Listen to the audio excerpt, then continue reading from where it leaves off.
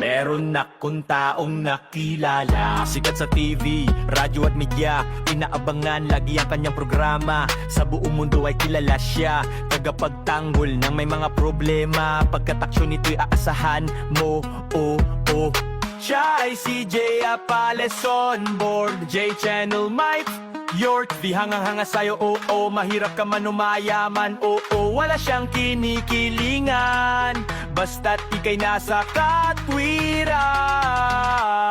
Siguradong ikaw ay kanyang tutulungan, problema at reklamo idaing sa kanya. Hanggang dulo'y tiyak sasamahan ka, hanggang makamit mo ang tunay na hustisya. Pagkataksyon nito'y aasahan mo, siya ay si Jay Apales on board J-Channel Might V York, di hangang-hanga sa'yo, mahirap ka man umayaman, wala siyang kinikilingan, basta't ika'y nasa katwiran.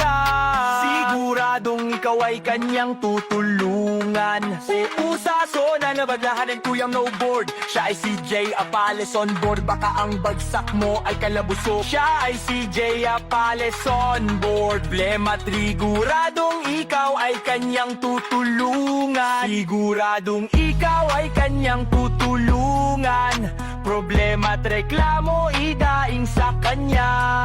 Hanggang dulo'y tiyak sasamahan ka, hanggang makamit mo.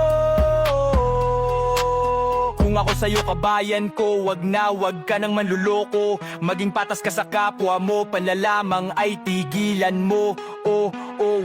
Wag ka ng mga abuso, o di kaya na may manakit sa tao. Tandaang nandyan si Jay Apales on board, baka ang bagsak mo ay kalabuso. Ay kay Sir Jay Apales,